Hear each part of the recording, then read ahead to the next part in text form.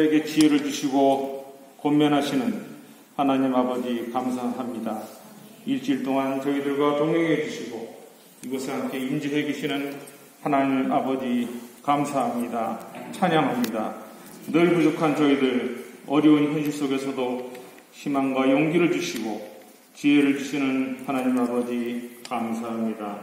사랑과 존경, 감사와 축복의 달 5월 가정의 달을 잘 보낼 수 있어 감사합니다. 오늘은 교사주일입니다. 비록 적은 인원이 모이는 주일학교지만 많은 교우들의 기도와 주일학교 전도사님과 선생님들의 헌신으로 부흥의 바람을 일으켜 주시옵소서. 어제 아픈 몸으로 혼자 풍선을 불면서 주일학교 학생들을 맞을 준비를 하는 선생님의 모습을 보면서 하나님께서 주일학교를 축복해 주시고 성령님이 함께 계심을 확신할 수 있는 믿음을 주셔서 감사합니다. 5월 가정의 달에 준비된 모든 목회 일정 위에 하나님이 함께하여 주시옵소서. 하나님 아버지, 한 주간도 알게 모르게 지은 죄가 많이 있습니다. 용서하여 주시옵소서. 계속되어가는 코로나19로 인한 피곤함과 우울함을 핑계로 믿음 생활이 느슨해지고 자기의 행위를 합리화하며 하나님과 멀어지고 있는 저희들을 용서하여 주시옵소서. 20년이 넘게 교회에서 매일 성경을 통한 묵상을 하고 있지만 묵상을 통해 받은 은혜와 감동을 흘러보내지 못함을 용서하여 주시옵소서. 매주 드리는 주일 예배가 형식화되고 매너리즘에 빠져서 주신 은혜와 감동이 한 주간도 이어가지 못하고 주신 말씀을 잊어버린 채 살다가 그냥 오늘 예배에 참석하는 죄를 지었음을 고백하오니 용서하여 주시옵소서. 오늘도 몸이 불편하셔서 가정에서 예배드리고 불편한 몸으로 예배에 참석하신 환우분들이 있습니다. 병원에 입원 중이신 분들도 있습니다. 환우들을 위해 기도한다고 했지만은 그 아픔을 느끼면서 기도하지 못했습니다. 자녀들 입장에서 입원 중이신 그분의 부모님을 위해 기도하지 못했습니다. 치료하시는 하나님, 위로하시는 하나님, 위로하시고 치료하여 주시옵소서.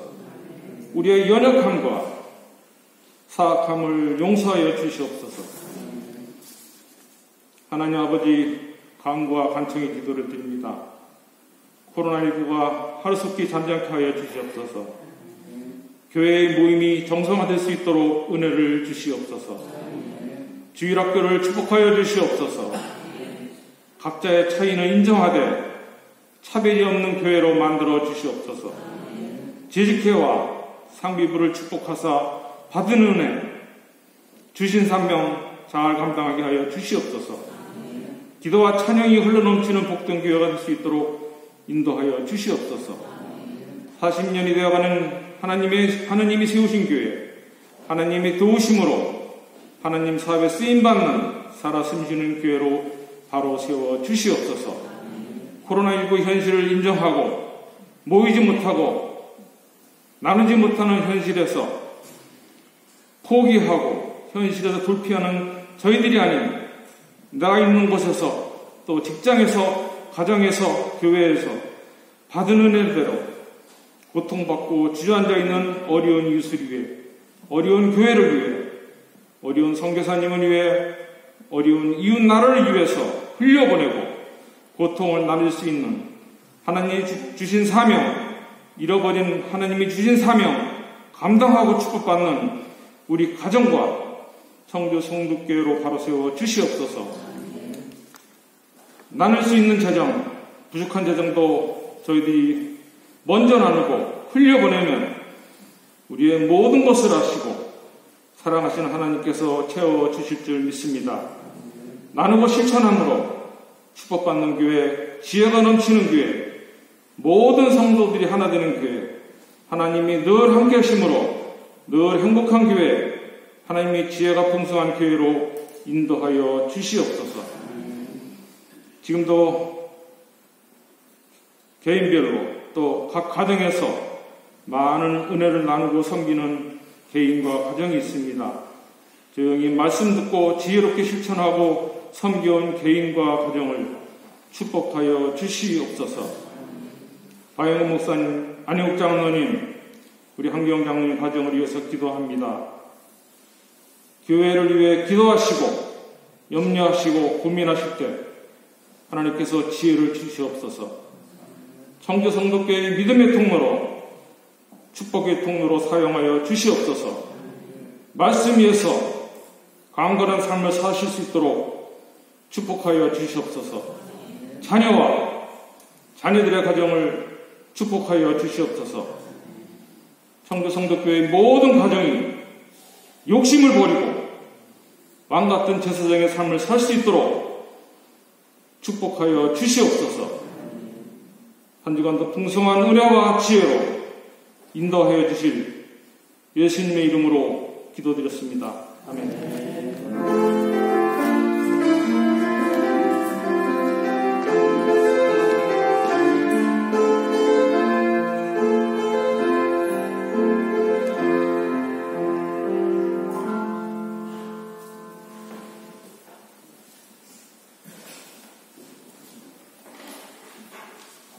주일날 이 시간에 한 5분 정도 누구든지 나눌 수 있어요. 그래서 나누기를 원하시면 저에게 말씀해 주시면 이렇게 나눌 수 있는 은혜를 나누겠습니다. 나눈다는 것은 굉장히 큰 용기가 필요하죠. 오늘 예수 믿는 것이 감사하고 또 보건소에서 걸려온 한 통 전화 때문에 감사하고 사건이죠. 사실은요. 큰 사건이 아니고 내 생활 가운데 일어나는 이 작은 것들이 하나님 은혜의 것을 고백하는 것 자체가 얼마나 소중한 고백이 좀 그렇습니다. 우리 검진영지하고 우리 또 정연이 또 정민이 이렇게 함께 찬양으로 섬겼는데 박수 한번 하십시오. 고맙습니다. 우리 선생님들은 따로 축하하는 시간을 하시지 않고요. 이렇게 또 개별적으로 교회에서 조그만 선물을 전달했어요. 이렇게 계속 관심 가져주시고요. 또 기도해 주시고 여러분 섬겨주시면 고맙겠습니다. 하나님 말씀 같이 읽겠습니다. 히브리서 오늘 11장입니다. 네, 히브리서 11장 오늘 1절에서 3절입니다.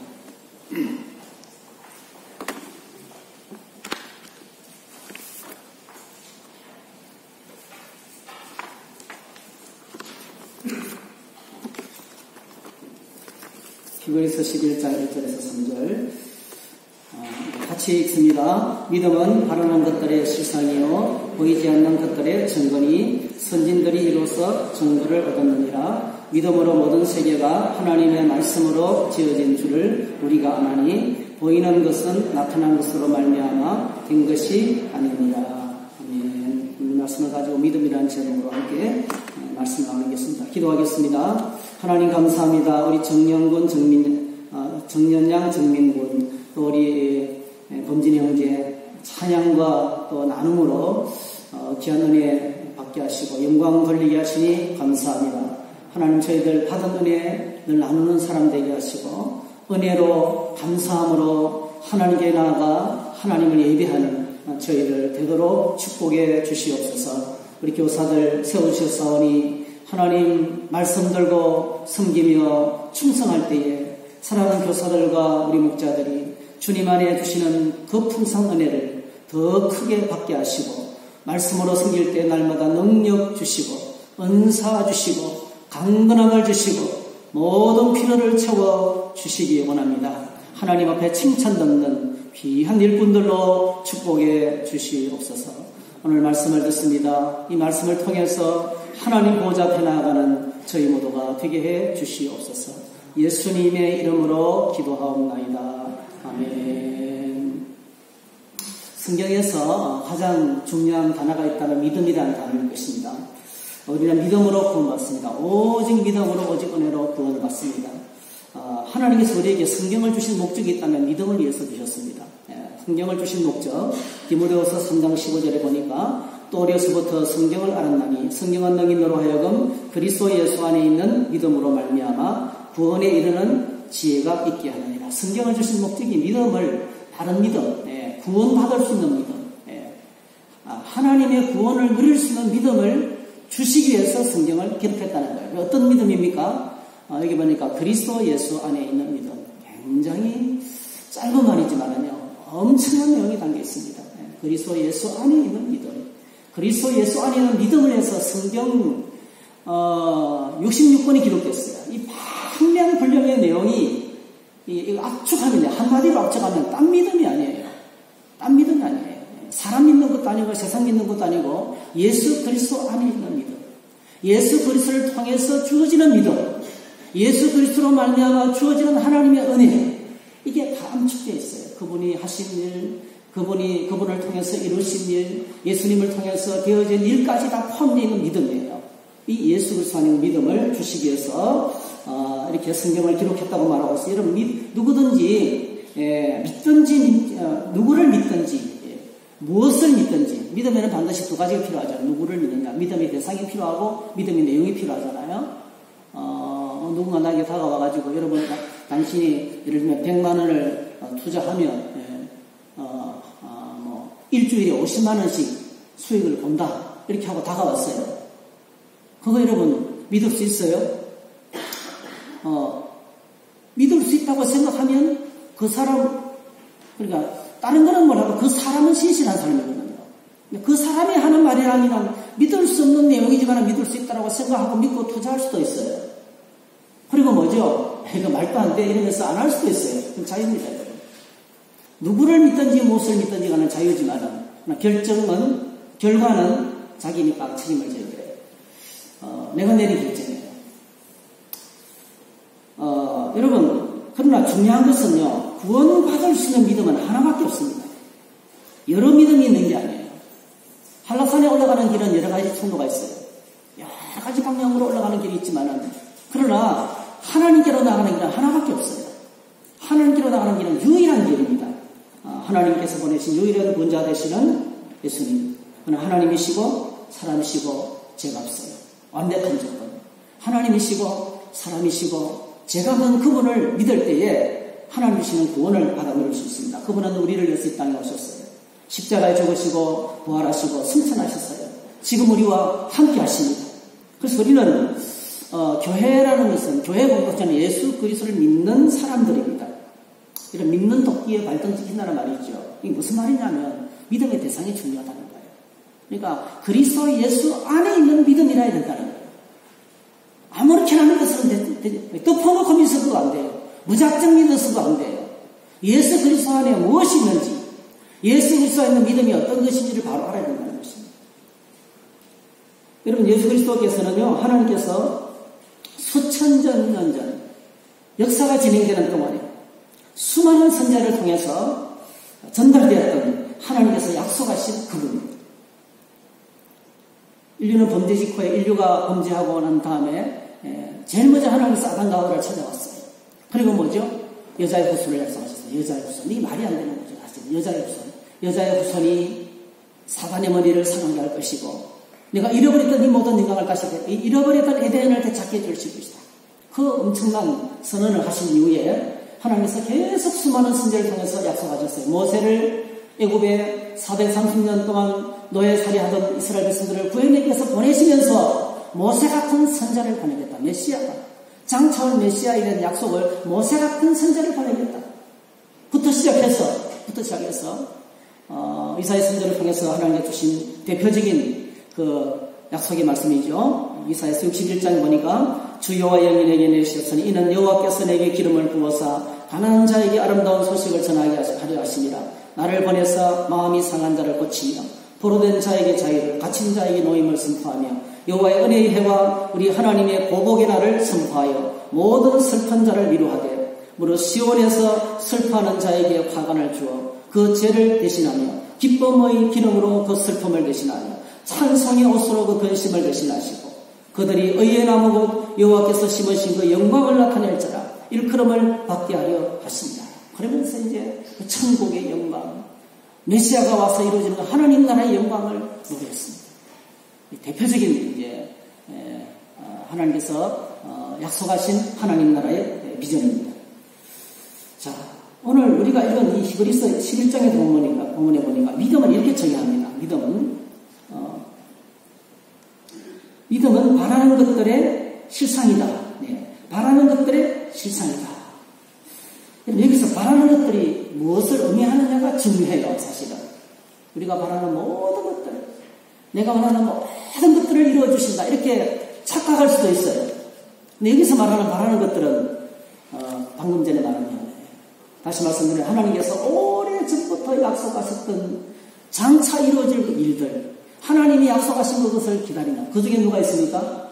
가장 큰 것이 하나님이 보내주실 것이라고 약속하셨던 것 메시아입니다. 메시아. 근데 여러분, 이 성경 말씀을 받았던 이스라엘 사람들은, 유대인들은 이 하나님이 보내신 메시아가 언제 오느냐가 문제예요. 하나님께서 보내신 메시아가 언제 온다고 생각한다면 역사의 끝에 온다고 생각했어요. 종말의 시간. 역사의 끝에 온다고 생각했어요. 모든 것이 끝이 날 때 그때 오신다고 생각했어요. 그래서 그때가 되면 인생의 모든 난제가 해결된다는 거예요. 여러분, 우리가 지금 살아가는 세상에 우리 무의로 이해되지 않는 일들이 얼마나 많은지 몰라요. 세상 일이 다 이해가 됩니까, 여러분? 이해가 안 돼요. 조그마한 손 안에 있으면 누가 총을 쐈는지도 모르고 있어요, 아직도. 예를 들면. 이렇게 초과학 시대에 대단한 나라지만 팔레스타인과 이스라엘은 전면전을 붙고 있어요. 그렇죠? 로켓포를 1000발을 쏘고 이쪽에서 폭격을 하고 아침에 보니까 115명이 사상자를 냈더라고요. 가옥이 다 부서지고 대화로 되지 않습니다. 해결되지 않는 문제들이 끝없이 있어요. 끝없는 갈등과 이 모든 문제. 근데 언제 해결되느냐? 메시아가 오시면 종말의 시간에 한꺼번에 낫겠다는 거죠. 병든 자 치료받고, 불치병 회복되고, 눈먼 자 복이 되고, 그리고 그렇게도 복잡한 인생의 모든 문제, 모든 죄가 다 드러나요. 모든 죄가 다 드러나고, 그리고 그때 뭐합니까? 하나님이 심판하셔서 깨끗하게 정리하는 거예요. 이 땅의 모든 문제가 그때가 되면 모든 사람이 다 부활하고, 모든 사람이 다 부활하고. 예수님께서도 말씀하셨어요. 예수님께서도 종말의 때가 되면 이 땅의 모든 고통과 혼돈의 시간이 끝이 나고 완성의 시간이 찾아오는데 그게 바로 종말이고, 그 종말의 때 누가 오냐면 메시아가 오셨다는 거죠. 그래서 종말의 시간에는 모든 사람이 다 부활하는 시간입니다. 모든 사람이 다 부활하는 시간입니다. 다시는 죽을 수 없는 영원히 사는 시간, 사람으로 부활되는 시간입니다. 부활은 인류의 역사의 마지막에 일어날 보편적인 사건이에요. 모든 사람에게. 그때는 김일성도 부활하고, 그때는 히틀러도 부활하고, 세상에 천하의 살인마도 부활하고, 그리고 모든 선한 사람도 다 부활합니다. 다 부활합니다. 예수님께서 말씀하셨어요. 요한복음 5장 25절 19절. 진실로 너희에게 이르노니 죽은 자들이 하나님의 아들의 음성을 들을 때가 오느냐. 곧 이때라. 듣는 자는 살아나리라. 아버지께서 자기 속에 생명이 있음 같이 아들에게도 생명을 주어 그 속에 있게 하셨고, 또 인자됨으로 말미암아 심판하는 권한을 주셨느니라. 이를 놀랍게 여기지 말라. 무덤 속에 있는 자가 다 그의 음성을 들을 때가 오나니 선한 일을 행한 자는 생명의 부활로, 악한 일을 행한 자는 심판의 부활로. 그래서 끝나는 거 깨끗하게 정리된다는 거죠. 다 부활해서 심판받고 깨끗하게 정리된다는 거예요. 완전한 적대청산이 된다는 거죠. 완전한 적대청산이 된다는 것입니다.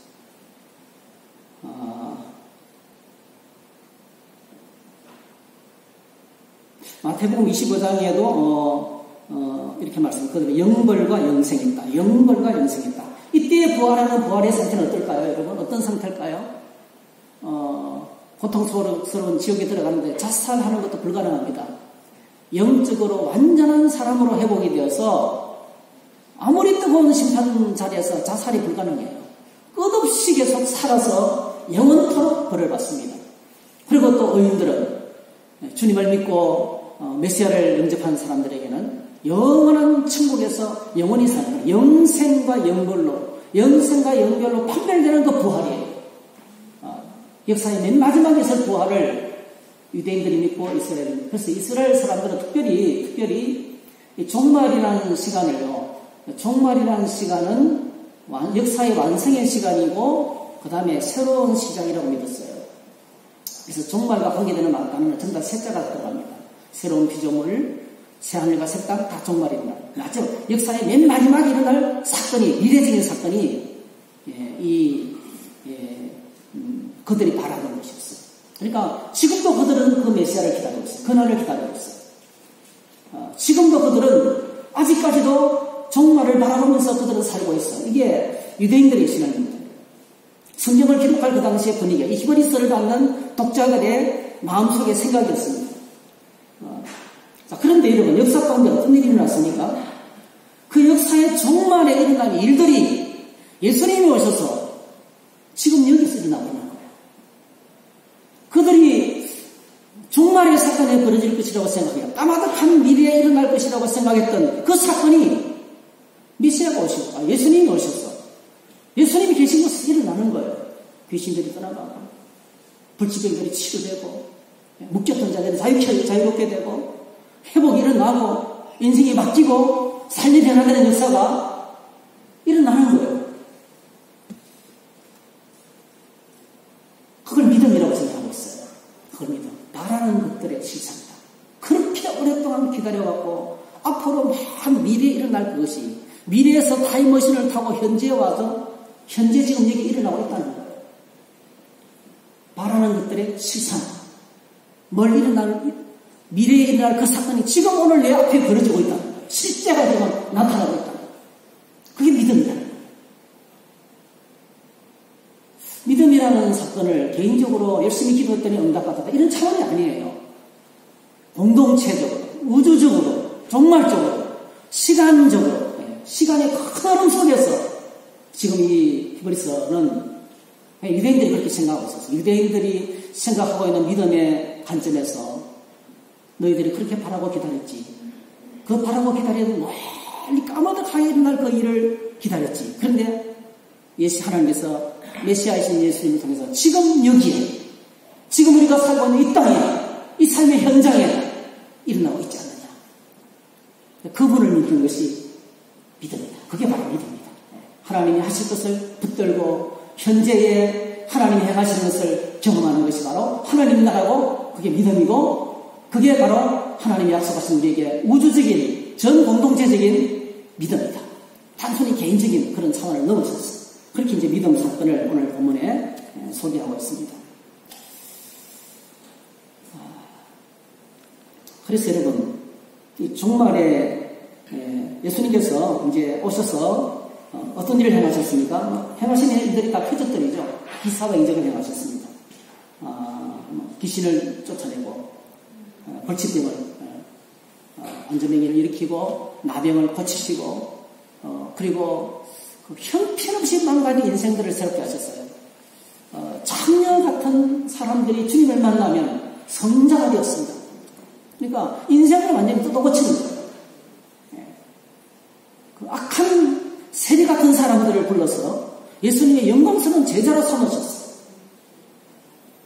갈릴리 어부의 보통 사람들, 그러니까 너무나 천하게 이름도 없이 빛도 없이 살아가는 그 형편없이 보통한 사람들을 하나님이 부르셔서 하나님 나라의 특별한 사람으로 만들어 주셨습니다. 그게 12제자분들, 12제자를 세우시고 그들을 기르십니다. 자, 이 중에서요, 유대인들이 정말 깜짝 놀랄 것은요, 부활사건입니다. 부활사건. 이적을 행하시면서 예수님께서 이런 말씀을 하셨어요. 예를 들면, 성령을 힘입어 귀신을 쫓아내시면서 이렇게 말씀하셨어요. 성령을 힘입어서 귀신을 쫓아내시면서 내가 하나님의 성령을 힘입어 귀신을 쫓아내면 이미 하나님 나라가 임했다. 유대인들의 생각이나 하나님 나라 언제 옵니까? 역사의 마지막에. 종말 사건이에요. 모든 역사가 끝날 때 임하는 나라가 하나님 나라고 생각했어요. 그런데 여러분, 하나님의 성령을 힘입어 귀신이 떠나가면 지금 이곳에 here and now 하나님 나라가 임했다는 거예요. 성령의 힘을 힘입어서 병든 자가 치유되면 지금 여기에 하나님 나라가 찾아왔다는 거예요. 지금 메시아가 이곳에 임했다는 거예요. 그 질병을 치료하면서도 이 말씀을 하셨어요. 그러면서 여러분 뭘 이야기하셨습니까? 장차 완성될 하나님 나라의 시작을 알렸습니다. 여러분 어떤 일의 시작을 알리는 게 바로 뭐죠? 축제를 하면 축제의 시작을 알리는 축포가 올라가잖아요. 민간정보를 쓰든지 주술을 하든지 간에 100번쯤 사람이 있었고요. 지금도 여러분, 지금도 뭐 눈을 띄워주겠다는 사람 많이 있어요. 지금도. 지금 우리나라에도요, 병원에서 못 고치는 눈을 내가 띄워주겠다 하는 사람이 있어요. 어느 시대나 어느 산이나 병 고치는 사람들이 있고요. 또 귀신 쫓아내는 사람들이 있고요. 근데 여러분, 아무도 따라올 수 없는 딱 한 가지 사건이 있어요. 예수님이 행하신 그 누구도 따라올 수 없는 나라의 메시아만이 할 수 있는 이적이 있어요. 그게 뭘까요? 그게 부활사건입니다. 부활사건. 얼마 전에 우리가 생각했잖아요. 해당장, 이제 우리가 다음 주일에 생각하겠네요. 수요일날. 지난주 수요일날 저희들이 12년 동안 혈류증 관련연이 치료되는 걸 통해서 구원받는 믿음이라는 제목으로 말씀을 나눴습니다. 이제 이번 주일에 해당장 여인으로 저희들이 다시 보게 되는데요. 해당장 여인이 야이로의 자녀를 살렸어요. 죽은 자를 살렸어요. 사람들이 죽어서 대성통곡하는데 조용히 시키라, 죽은 것이 아니고 잔다 그러면서 일으켰어요. 엄청난 충격이 있는 거는요. 이 일은 언제 일어날 일이에요? 죽은 자들이 살아나면서 언제 일어날 일이에요? 종말의 시간에 일어날 일이에요. 맨 미래에 일어날 일인데 지금 일어난 거예요. 그리고 뭐죠? 나인성 가보. 지금 이 나인성은요, 가사지고 있어요. 이스라엘 땅이 아니고 팔레스타인 지역에 있습니다. 나인성. 유대인들은 출입하기 할 수가 없고요. 외부에서는 출입이 하기 굉장히 어렵습니다. 워낙 가면 이제 납치당하고 이러니까요. 그 나인성의 한 가부의 아들. 죽어서 시신을 수레에 싣고 장례식을 치고 있었잖아요. 근데 예수님께서 보시고 불쌍하셔서 일어나라. 그쵸? 청년아 내게 말하면 일어나라. 바로 살겠습니다. 바로 살겠습니다. 이거는 충격이에요. 충격. 보통 충격이에요. 그래서 사람들이 의문을 푸는 거예요. 예수님이 행하시는 의문, 이 사람이 누군가? 도대체 이 사람이 누군가? 둘 중에 하나예요. 메시아든지, 하나님께서 보내신 메시아든지. 하나님께서 약속하신 오래전에 이스라엘 백성들의 가슴 속에 심어둔 소망이 장차 하나님이 마지막 때에, 종말의 때에 보내준다고 하셨던, 세상에 마지막에 보내주라고 했던 메시아이든지, 그쵸? 아니면 능력 있는 선지자든지. 정말, 그래서 사람들이 질문을, 도대체 이 사람이 누군가? 죽은 자를 살 때 이 사람이 누군가? 이 사람이 누군가? 퀘스천 마크를 붙이기 시작한 거예요. 메시아가 아니면 이런 일을 할 수가 없다는 거예요. 니고데모는 하나님께서 보내신 선생님이라고 고백했지만, 많은 사람은 예수님이 해당해서 말씀을 가르치기 때문에 랍비라고는 인정했어요. 그런데 여러분, 하나님이 보내신 메시아까지 하는 데는 자꾸 어머니를. 근데 여러분, 이 일을 통해서 굉장한 충격을 줬습니다. 그리고 여러분 또 하나 있잖아요. 죽은 나사로를 살렸습니다. 세 건이죠, 세 건.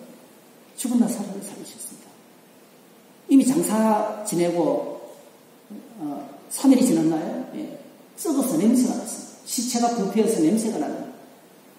얼마나 여러분 더운 나라에 물론 무덤이 서늘한 곳이라 할지라도요. 그 시신 썩는 냄새가 말도 못하죠. 얼마나 현기증이 일어나고 사람 쇼크가 일어납니다. 근데 그 썩은 냄새 나는 나사로를 살리셨어요. 나사로야 나와라. 굉장한 충격을 줬던 겁니다. 그래서 유대인의 마음속에는 도대체 어떻게 까마득한 미래라고 생각했는데 그 일이 지금 일어나고 있냐는 거예요. 지금 여기서 벌어지는 것에 대한 이해가 되지 않았어요. 그러면서 사실 그런데 여러분 아시는 것처럼 이런 부활들은요, 나사로가 살고, 그 다음에 야이로의 딸이 살고, 야이로의 집안의 아이가 살고, 그 다음에 또 청년이 나인성 가부의 아들이 살고, 이런 것들은 뭐죠? 일시적인 부활이었죠. 그들은 살다가 다 뭐죠? 또 죽었습니다. 그렇죠? 영원한 부활이 아니에요. 근데 여러분, 정말 대단한 사건이 바로 뭐죠? 예수 그리스도의 부활이죠. 영원한 부활이에요. 영원히 사는 부활. 오늘 부활의 천년제가 되고 우리가 동참할 부활이 바로 그 부활이에요. 나사로의 부활이 우리가 따라할 부활이 아니고요. 완전한 영원한 부활을 주님께서 하신 겁니다. 지금 부활하셔서 주님이 지금 살아계신 우리와 함께 계시는 거죠. 그러면서 히브리서에서 믿음을 정의합니다. 믿음은 바라는 것들의 실상이다. 바라는 것들의 실상. 바라는 것들, 역사의 마지막에 일어날 일들, 그 일들이 지금 우리 삶의 현장에 일어났다는 거예요. 그래서 여러분 독일 신학자 판넨 베르거라는 유명한 신학자가 이렇게 말했습니다. 이 말을 믿음이라는 것은 미래에 현저하다. 믿음은 미래에 현저하다. 가만히 생각해 보세요. 우리가 지금 이 모습으로 살아가는 것은 과거의 영향이 크죠. 지금까지 살아온 우리의 과거가 우리를 이렇게 만들었어요. 근데 여러분, 과거가 우리 인생의 문제를 해결해 줍니까? 과거가 우리 인생의 문제를 못 고칩니다, 여러분. 예를 들면, 심리학적으로 상처난 사람은 이 사람이 과거에 어떤 일을 당했고 이런 상처를 받았겠구나, 저런 상처를 받았겠구나. 그래서 끄집어내서 대화하게 하고 그거 다 주님의 은혜로 고침받았어. 그러면서 치료는 될 수 있어요, 여러분. 근데 사람은 바꾸지는 못합니다. 심리학의 한계는 바로 뭐냐면 치료까지는 돼요. 근데 변화는 못 시킵니다. 또 상처받으면 또 치료받아야 돼요. 또 상처받을 수 있어요. 근데 어떤 사건이 우리를 변화시키느냐 이거죠. 이 판넨베르그라는 사람이 이렇게 말했어요. 미래에서 일어난 일을 오늘 내가 경험하게 될 때, 우리를 고치는 것은 미래라는 거예요. 인과응보적으로 결과적으로 내가 어떤 일을 해결할 수 있는 게 아니라는 거예요. 어떤 사람이 앞을 보지 못하는 병이 되었습니다. 그때 사람들이 질문했어요. 이 사람이 이렇게 병이 되었습니까? 그 아버지의 죄 때문입니까? 누구 죄 때문입니까? 근데 나면서부터 맹인됐는데 자기 죄는 아니잖아요. 누구 죄 때문에 이렇게 되었습니까? 이 사람의 지난 과거를 추적해서 인과응보적으로 질문을 던졌지만 해결이 안 되는 거예요. 근데 누가 오셔서 그 눈을 뜨게 했습니까? 먼 미래에 오시기로 하신 그분이 이 땅에 지금 오셔서 메시아가 오셔서 그 눈을 뜨게 해주신 거예요. 하나님의 영광을 위해서 그 일을 해주신 거예요. 그래서 오늘 저와 여러분들이 누리는 하나님의 은혜는요, 마지막 종말이 임할 그 사건이 지금 우리 현재 가운데 일어나고 있는 거예요. 그걸 맛보는 거예요. 맛보기 시작한 거예요. 마지막 때 어떤 일이 벌어집니까? 모든 죄가 다 드러날 것입니다. 그리고 심판받을 거예요. 근데 어떤 은혜를 우리가 누리게 됩니까? 그때는 구원의 기회가 없지만은, 그때 일어나야 될 일이 지금 우리 안에 일어나고 있는 거예요. 누군지 예수님을 믿으면 그 미래의 사건이 내게 와가지고 죄를 깨닫고 회개합니다. 인생의 방향을 미리 바꾸는 거예요. 삶을 미리 수정하는 거예요. 그리고 이곳에서 예수 그리스도로 말미암아 하나님 나라를 경험하게 되는 거예요. 묶인 것이 떠나가게 되고요. 묶인 것이 떠나가게 되고요. 결각에서부터 자유케 되고요. 그 지긋지긋한 가난, 그 지긋지긋한 질병 묶여있다가 자유케 됩니다. 여러분. 치료 안 돼도 여전히 가난하게 살아도 해방이 됩니다. 부유하게 될 수도 있고 회복될 수도 있지만요, 옛날에는 그것 때문에 불행하다고 생각했어요. 근데 지금은 그 어려운 고통스러운 상황이 오히려 감사한 거예요. 감사한 거예요. 해방되고 자유케 되고 회복되는 역사가 우리 안에 일어나게 된다는 겁니다. 이게 바로 믿음이라는 거죠. 미래의 현재화. 자, 이런 일을 행하신 우리의 믿음의 대상이 누구냐는 거죠. 히브리서는 이렇게 소개합니다. 11장을 끝내서 믿음을 설명하고 난 다음에 12장의 결론이죠. 이러므로 우리에게 구름같이 둘러싼 허다한 증인들이 있으니 모든 무거운 것과 얽매이기 쉬운 죄를 벗어버리고 인내로서 우리 앞에 당한 경주를 하며 믿음의 주여 또 온전케 하시는 인 예수를 바라보자.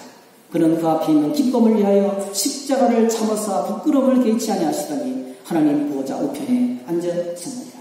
하나님 보좌 우편에 앉아 계시는 통치자가 되시는 하나님 나라의 왕이 되셨다.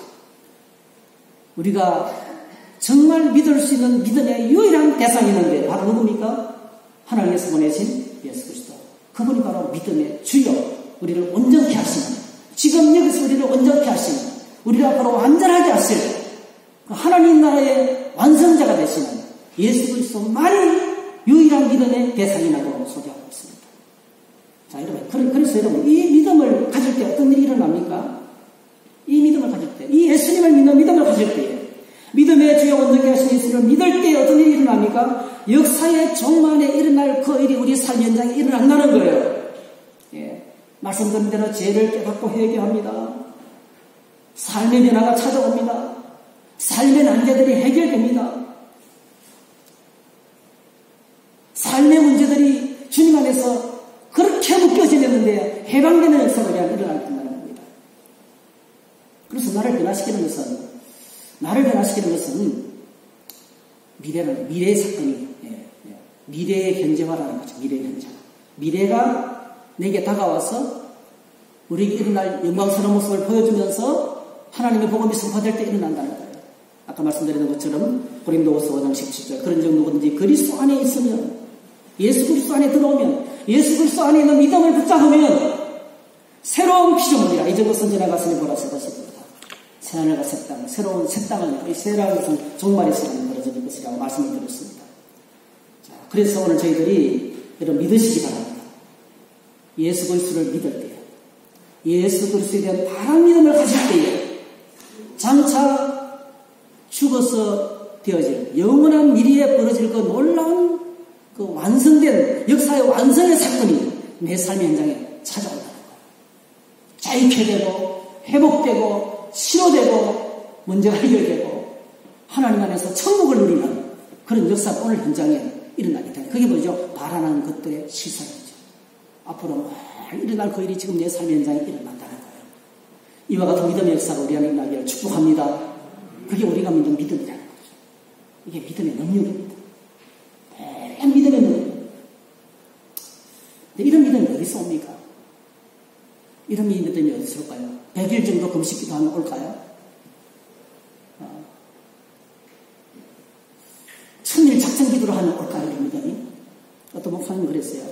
한 주간 금식기도 하고 났더니 정말 천국이 맞아요.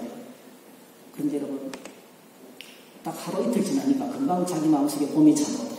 유혹이 찾아오고, 욕심이 찾아오고, 금방 그게. 은혜를 어마어마하게 받았는데, 여러분, 은혜가 사라지는 것은 순식간에 사라집니다. 믿음을 지키기가 얼마나 어려운지 몰라요. 그렇게 은혜를 많이 받았는데, 예수 안 믿는 것처럼 돌아가더라고요. 예수 안 믿는 것처럼 살다가 돌아가시더라고요. 이런 믿음이 어디서 올까요? 구원받은 믿음, 하나님 나라를 제공하는 믿음이 어디서 올까요? 성경은 이렇게 소개하고 있습니다. 로마서 10장 8절 10절 그러면 무엇을 말하느냐? 말씀이 내게 가까워 내 입에 있으며 내 마음에 있다 했으니 곧 우리가 전파하는 믿음의 말씀이다. 내가 만일 내 입으로 예수를 주로 시인하며 또 하나님께서 그를 죽은 자 가운데서 살리신 것을 내 마음에 믿으면 구원을 받으리라. 사람이 마음으로 믿어 의하려고 입으로 시인하여 구원이 이르리라. 구원받는 믿음을 소개했죠. 구원받는 믿음은 전인격적인 믿음이에요. 입으로 시인하고 마음으로 믿고 마음으로 믿고 입으로 시인하고 예수님께서 십자가에 날 위해서 죽으시고 날 위해서 부활하시고 승천하시고 나와 함께 계시는 역사의 하나님 나라를 완성하실 분, 하나님 나라를 완성하실 분, 그분이 지금 나에게 오시면 그 역사의 마지막에 일어날 그 일이 내 안에 일어날 것을 믿는 사람, 그 믿음의 역사가 내 안에 일어난다는 거죠. 그런데 이 믿음은요, 놀랍게도 로마서 10장에 계속 이야기합니다. 이렇게 말합니다. 누구든지 주의 이름을 부르는 자는 구원을 받으리라. 누구든지 주의 이름을 부르는 자는 구원을 받으리라. 근데 그 가정에 어떤 가정이 있습니까? 14절, 15절 아름답도다 좋은 소식을 전하는 자들의 발이요 하나님의 복음을 들고 외치는 자들의 수고가 있다는 거예요. 하나님의 말씀을 들고 외치는 사람들의 발이 있다는 거예요. 여러분 여기는 아름답도다 좋은 소식을 전하는 자들이요 자들의 발이 됐죠. 근데 실제는 어떻습니까? 실제는 복음을 들고 외치던 수많은 사람들의 생애는 어떻습니까? 아름다웠습니까? 사도 바울의 고백만 들어도요, 여러분, 세상에 찌꺼기같이 됐어. 만물에 찌꺼기같이 취급받았어. 버림받고, 모욕당하고, 고통당하고, 배신당하고, 폭행당하고, 다치고, 파손당하고, 복음을 전하는 삶이 너무나 아름다운데, 우리 실제의 삶은 어떻습니까? 정말 세상에 찌꺼기같이, 만물에 찌꺼기처럼 됐다, 이렇게 고백했어요. 그 말이 참 맞아요. 복음을 두고, 선교 현장에 뛰는 선교사님들 목숨을 걸고 복음을 전하는 거죠. 여러분 오늘 그 복음을 그 위험한 위험천만한 복음을 들고 이 땅을 찾아온 사람들이 있어요. 선교사들입니다. 이 복음을 들고 사역하는 하나님의 일꾼들이 있어요. 목사와 교사들, 목자들, 교회 안에 여러 사역 사람들이 있습니다. 그래서 17절 그 믿음이 어디서 옵니까? 믿음은 들으면서 나는 들으면 그리스도의 말씀으로 말미암아. 그리스도의 말씀을 들을 때에 이 믿음이 우리에게 찾아온다는 거예요. 그래서 다시 말씀드리면 종말에 일어날 그 사건이 내 안에 지금 일어난다는 거예요. 종말에 완성될 그 놀라운 사건이 그 미래의 사건이 오늘 지금 내 안에 현재의 사건으로 내가 경험하게 되는 것이 이게 진짜 믿음이라는 거예요. 진짜 믿음이 찾아온다는 거예요. 그래서 여러분 오늘 저와 여러분들이 주님의 말씀을 들을 때에 우리가 말씀 들었던 시간에 주일 예배 시간에 말씀을 듣습니다. 또 개인적으로 말씀 묵상할 때 말씀을 듣습니다. 셀 모임에 또 지나가는 주의 말씀을 나누면서 또 말씀을 나눕니다. 매일 성경을 통해서 또 말씀을 나눕니다. 새벽 시간에 또 성경 읽고 말씀을 나눕니다. 어떤 방법인지 하나님의 말씀이 나갈 때 어떤 역사가 나타나냐면은 그게 믿음의 역사가 나타난다는 거예요. 할렐루야. 믿음의 역사가 우리 알고 있는 믿음의 역사가 나타난다는 거예요. 자, 그래서 여러분 우리가 유튜브를 말씀 듣는 것도 동일하지만 합니다. 디모데후서 3장 16절 말씀. 디모데후서 3장 16절 말씀에 모든 성경은 하나님의 감동으로 된 것으로 교훈과 책망과 바라기와 의로 교육하기 위하니 이는 하나님의 사람을 온전하게 하며 모든 선한 일을 행할 능력을 갖추게 하려 하기로 했는데요. 이게 중요한 단어가 하나님의 감동이라는 단어입니다. 하나님의 감동. 제가 이제 헬라어를 공부한대요. 데오포니오스토스라는 단어. 데오포니오스토스 이 단어가요. NASB에서는 inspired by God 이렇게 써요. 이게 어떤 의미가 포함이 되어 있냐면 이거는 하나님께서 호흡을 불어넣는다는 뜻이에요. 이 말은 여기 하나밖에 없어요. 하나님께서 호흡을 확 불어넣는다는 거예요. 모든 성경은 하나님의 호흡을 확 불어넣어서 만들어졌다는 거예요. 여러분 창세기 우리가 알잖아요. 하나님께서 천지만물을 만드시고 난 다음에 인간을 맨 마지막으로 만드셨죠. 인간을 만드실 때 그 코에 생기를 불어넣는 똑같은 단어예요. 그 코에 생기를 불어넣었다 이거예요. 코에 생기를 불어넣으니까 살아있는 존재가 됐어요. 생명, living being. 그때부터 살아있는 존재가 됐다. 오늘 우리 같은 살아있는 존재가 됩니다. 생명을 불어넣을 때 살아난다는 거예요. 쉽게 말해 살아난다는 거예요. 예수님이 십자가에 죽으시고 부활하셨어요. 제자들을 찾아왔어요. 꽁꽁 닫힌 문을 열고 따라와서 이렇게 말씀하셨어요. 요한복음 20장 19절 안식구 첫날 저녁에 제자들이 유대인들을 두려워하여 모인 곳에 문들을 닫았더니 문을 꽁꽁 닫고 있는 겁니다. 오셔서 예수님께서 말씀하시기를 너희에게 평강이 있을지어다. 너희에게 평강이 있을지어다. 이 말씀을 하시고 손과 옆구리를 보이시니 제자들이 주를 보고 기뻐합니다. 예수께서 또 이르시되 너희에게 평강이 있을지어다. 아버지께서 너를 보내신 것 같이 나도 너희를 보내노라. 22절 이 말씀을 하시고 그들을 향하여서 숨을 내쉬며 이르시되 성령을 받으라. 두 분이나 평강을 선포하면서 그리고 숨을 내쉬면서 이게 똑같은 말이에요. 숨을 내쉬면서 생명을 불어넣으면서 말씀하시기를 성령 받아야 된다. 성령을 받을 때 하나님의 생명으로 살아있는 그리스도인이 된다. 살아있는 증인이 된다. 여러분 이 말씀대로 사도행전 2장에 오순절날 성령이 임했습니다. 불의 해 같은 것이 갈라지는 것이 임했어요. 여기 보니까 홀련히 하늘로부터 급하고 강한 바람 같은 소리. 급하고 강한 바람 같은 소리. 근데 실제로 바람은 안 불었어요. 촛불도 안 꺼졌습니다. 불이 전혀 바람이 불지 않아. 근데 뭡니까? 바람 같은 소리가 난 거예요.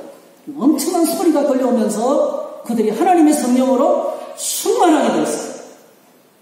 그리고 뭐죠? 하나님의 성령을 받은 그들이 하나님으로부터 호흡을 공급받은 그들이 나가서 외쳤는데 그게 바로 뭐죠? 사도행전이었습니다. 교회가 생겨나고 귀신이 떠나가고 병든 자가 치료되고 결핍의 문제가 해결되고 가난의 문제가 해결되고 고독의 문제가 해결되고 함께 더불어 삶을 공유하면서 기쁨을 나누고 감격을 나누는 천국을 경험하게 된 거예요.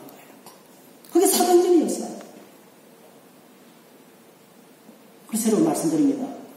모든 성경은 하나님의 감동으로 기록되고서 어떤 뜻입니까? 그 안에 하나님의 호흡이 담겨있다. 하나님의 말씀 속에 하나님의 사람을 살리는 호흡이 담겨있는 거예요. 그래서 여러분 누구든지 하나님의 말씀을 듣는 사람은 어떤 식으로 유튜브에서 듣든지 주일 예배 시간에 듣든지 말씀 묵상 시간에 듣든지 오디오 성경을 듣든지 여러분 어떤 채널을 통해서 하나님의 말씀을 듣든지 말씀을 듣는 사람의 속에 뭐가 공급되겠어요? 하나님의 생기가 공급되는 거예요. 하나님의 생기가 공급되는 거예요. 하나님의 호흡이 지금 공급되는 거예요. 그 영이 지금 숨을 쉬기 시작하는 거예요. 죽었던 심령이 움직이기 시작하는 거예요. 생명의 변화가 역사가 찾아오기 시작하는 거예요. 그래서 눈을 뜹니다. 감겼던 눈이 떠지고 귀가 열리기 시작합니다. 귀가 열리기 시작해요. 여러분 제가 지금 전도하고 있는 사람들 가운데 지금요 교회는 안 나오지만 성경을 배운 사람이 많이 있어요. 얼마나 성경을 열심히 읽었든지 엔지니어인데 또 새카맣게 됐어요. 또 하나 갖다 줄 거예요. 제가 벌써 두 번째가 됩니다. 말씀을 읽는 가운데 하나님의 가만 안 계세요. 생명의 역사가 그렇게 미리 성경을 읽다가 우리 교회 나오신 분이 있죠. 저 미국 가 계신 분이에요. 그렇게 성경을 읽다가 교회로 오신 분이 오셔서 잘 읽다가 미국에 가셨잖아요. 그 말씀을 읽으면 그 말씀 속에 하나님의 입김이 들어있어요. 꼭 기억하셔야 돼요. 그 에너지. 하나님의 에너지와 하나님의 파워가 하나님 말씀 속에 문자 속에 들어가 있는 거예요. 이 문자는 바로 보이는 소리예요. 아시겠죠? 보이는 소리, 눈에 보이는 소리예요. 이 눈에 보이는 소리 문자 가운데 하나님의 에너지가 담겨 있는 거예요. 그래서 이 말씀을 가까이 하면 그 속에 하나님의 능력을 경험하게 되는 거죠. 그래서 믿음의 역사가 나타나는 거예요. 믿음의 역사가 나타나는 것입니다.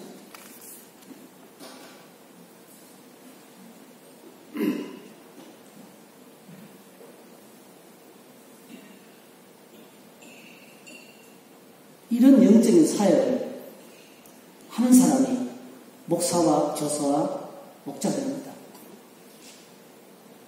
인간적으로 친해지고 그게 아니에요. 하나님께서 이 귀한 영광스러운 사역을 위해서 세우신 사람이 목사와 교사와 목자들, 순장들입니다.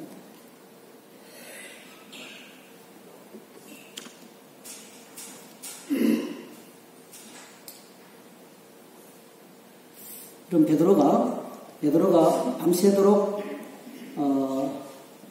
그물을 던져서 고기를 잡고 있어서 한 마리도 못 잡았습니다.